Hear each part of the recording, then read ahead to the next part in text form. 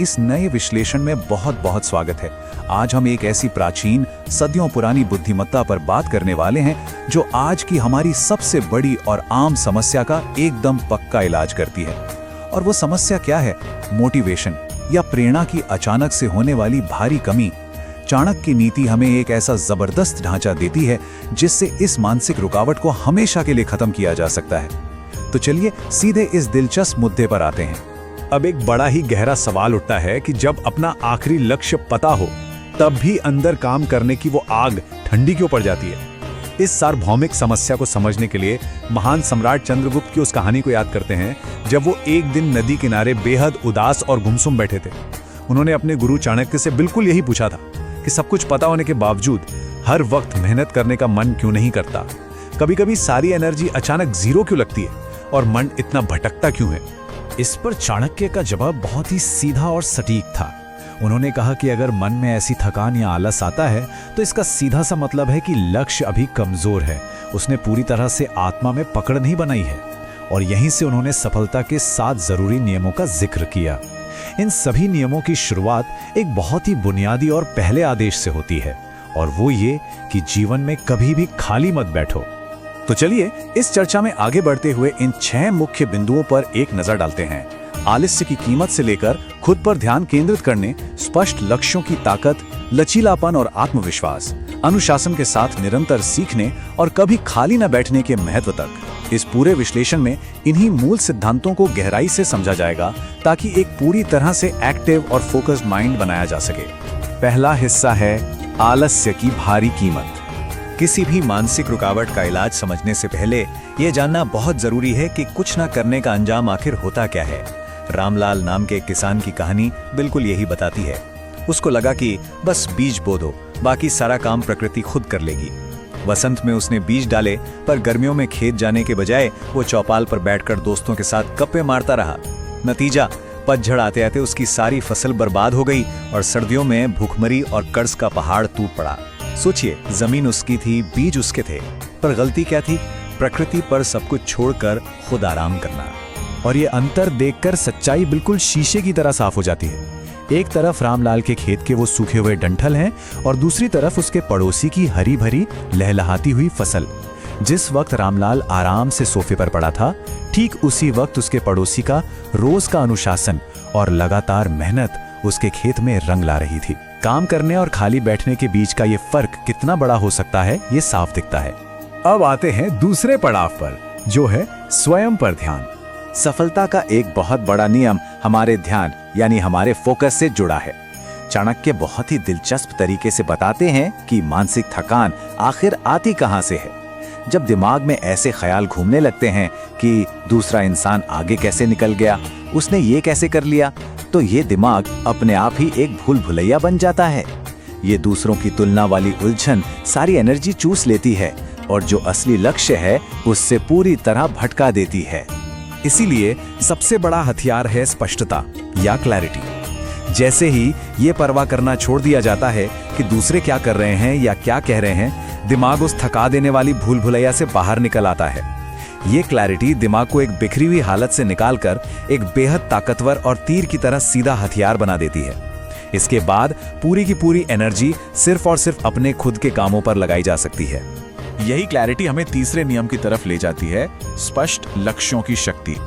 अब इस शांति और स्पष्टता के बाद जरूरत पड़ती है एक अटूट लक्ष्य की। किसी भी गोल को मजबूत बनाने के लिए खुद से कुछ अंदरूनी सवाल पूछना बहुत जरूरी है। जैसे, असल में क्या चाहिए? ये लक्ष्य इतना मायने क्यों रखता है? और इसके लिए कितनी एनर्जी या समय दिया जा सकता है? इन सवालों के जवाब जब मिलते हैं ना, तो लक्ष्य सिर्फ दिमाग में नहीं बल्कि आत्मा में उतर जाता है। फिर वो गलती कभी नहीं होती जहां एक ही वक्त में 10 अलग अलग दिशाओं में भागने की कोशिश की जाती है। यहाँ पर सबसे ध्यान देने वाली बात यह है कि एक सच्चा लक्ष्य सोते हुए देखा गया कोई सपना बिल्कुल नहीं होता। वो तो एक लाइट हाउस की तरह काम करता है जो सुबह उठने के बाद हर एक पल को एक नया मकसद देता है। एक बार जब सही रास्ता चुन लिया जाए तो फिर दिमाग में उठने वाले उन फालतू, डराने वाले और रोकने वाले शक को पूरी तरह से ना कह देना चाहिए। अब बढ़ते हैं चौथे बिंदु पर, जो है लचीलापन और आत्मविश्वास। एकदम स्पष्ट लक्ष्य होने के बाद भी रास्ते में रुकावटें आना तय है। इतिहास गवाह है कि नंद वंश के खिलाफ चंद्रगुप्त और चाणक्य की पहली कोशिश बुरी तरह फेल हुई थी। उनकी छोटी सी सेना बिखर गई थी, लेकिन वो भयंकर हार सिर्फ एक कामयाबी की सीढ़ी बनी। उन्होंने उस हार से अपनी कमजोरियों को समझा, नई रणनीति बनाई, स्थानीय लोगों के साथ जुड़कर ताकत बढ़ाई और आखिर में एक विशाल मौर्य साम्राज्य खड़ा कर दिया। इसीलिए तो कहा जाता है कि हर मुसीबत अपने आप में एक बेहतरीन शिक्षक होती है।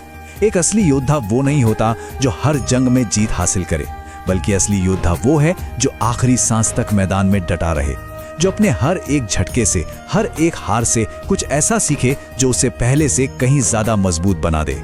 और इस लचीलेपन को बनाए रखने के लिए आता है 5वां नियम, अनुशासन और निरंतर सीखना। सीखने की ये जो प्रक्रिया है ना, ये कभी रुकनी नहीं चाहिए। लगातार नया ज्ञान पाने के 3 सबसे बड़े स्रोत होते हैं। पहली, किताबें, जो ऐसे महान लोगों की सोच और तजुर्बे हम तक पहुंचाते हैं जिनसे शायद कभी मिलना ही ना हो पाए। दूसरे, लोग। हर इंसान अपने आप में एक चलते फिरते विश्वविद्यालय जैसा है। उनसे की गई हर छोटी बातचीत में एक नया सबक छुपा होता है। और तीसरी, अपनी ही गलतियां। ये वो आखिरी गुरु हैं जो आगे के कामों को एकदम धारदार और सटीक बनाती हैं। लेकिन ध्यान रहे, ये सारा ज्ञान किसी काम का नहीं अगर अनुशासन ना हो। कहा गया है कि अनुशासन ही वो रस्सी है जो किसी को भी उसके लक्ष्य तक खींच कर ले जाती है। कड़ी मेहनत का कोई शॉर्टकट होता ही नहीं है। सुबह जल्दी उठना या थोड़ा व्यायाम करना, ये चीजें सुनने में बहुत आम लगती हैं, पर ये दिमाग को इतना व्यवस्थित कर देती हैं कि शरीर और दिमाग दोनों दिन भर के मुश्किल चैलेंजेस का डट कर सामना करने के लिए पूरी तरह तैयार हो जाते हैं। और आखिर में हम आते हैं छठे और सबसे मुख्य नियम पर, कभी खाली ना बैठना। ये पॉइंट वापस उसी चेतावनी पर ले जाता है जो नदी किनारे चंद्रगुप्त को दी गई थी। ये एक बहुत ही सच्ची मनोवैज्ञानिक सच्चाई है कि इंसानी दिमाग कभी काम करना बंद नहीं करता। सोते वक्त भी वो सपने बुनता है।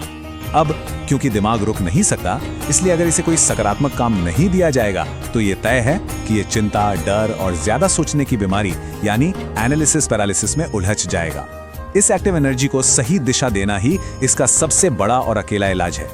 इस पूरे दर्शन का निचोड़ एकदम स्पष्ट है। एक तरफ है खाली अवस्था, जहां दिमाग पुरानी गलतियों और शक में डूबा रहता है और इसका नतीजा सिर्फ और सिर्फ समय की बर्बादी होता है। दूसरी तरफ है एक सक्रिय अवस्था, जहां एक खाली घंटे का उपयोग शांति से प्रकृति को देखने, कोई नया स्किल सीखने या अपनी आगे की प्लानिंग करने में किया जाता है। इसका सीधा असर ये होता है कि अंदर से आत्मविश्वास और एनर्जी दोनों दोगुने हो जाते हैं। तो इस चर्चा को खत्म करते हुए सामने एक बहुत ही बड़ा सवाल खड़ा होता है। अगर समय इस जीवन का सबसे अनमोल रत्न है, तो अगला खाली पल कैसे बिताया जाएगा? इस पूरे विश्लेषण से यही एक सबसे बड़ी सीख मिलती है कि हर एक खाली वक्त को, हर एक छोटे से ब्रेक को खुद के विकास और अपनी क्रिएटिव सोच को बढ़ाने के एक सुनहरे मौके की तरह देखना चाहिए। पुरानी कमियों पर अफसोस जताने के बजाय हर पल को खुद को बेहतर बनाने में लगाना ही लगातार आगे बढ़ने का असली मंत्र है।